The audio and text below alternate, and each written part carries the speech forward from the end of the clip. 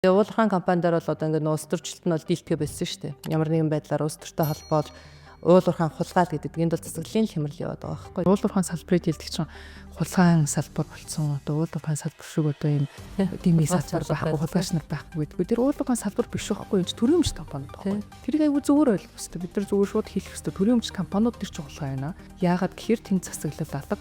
Тэнд хэний өмч гэдгийг мэддэхгүй юм чинь. Тэр захирлын солилоо гээд ямар ч ялгаагүй. Тэнд чинь ахаад систем тэнд яваад уулуурхайн одоо асуудал байгаад байгаа юм биш байхгүй. Тэр чинь мөнгөн дээр асуудал байгаад байгаа. Тэгэхээр мөнгө болж байгаа ганц салбар нь уулуурхай. Тэр салбар руугаа бид нэр төрийн өмч гэдэг ард нийтийн иргэдийн өмч гэдэг нэг сонин ойлголт оруулж ирчээд тэр нэрэнд оруулгаа гэдэг. Иргэд маань баялгаа хүртсэн үү? Тэгэхээр санийг хариулах гэж байгаа байхгүй. Нөгөө баялаг маань хайцсан. Тэгээд иргэд маань баялгаа хүртдэг. Гэхдээ зөвхөн сонгуулийн өмнө хүртдэг шүү бид нар. 100 мянга 2024 оны 2 сард чинь Эрдэнэс 5 ногдол шиг 350 мянган төгрөгийг бид нар хүн болгонд тараасан. Тэгээд яагаад ч юм тэр бүх ногдол шиг тараалтууд дандаа сонгуулийн жил тэгээд нэг хэдхэн сарын өмнө байждаг. Тэгэд энэ зүй тогтлыг бид нэр айгуу сайн харах хэрэгтэй байгаа. Яагаад төрийн өмч компаниудыг ашиглаад тэнцээ одоо жишээ шал үйл ажиллагааны бус үзүүлэлт хийгээд байгаа юм бэ?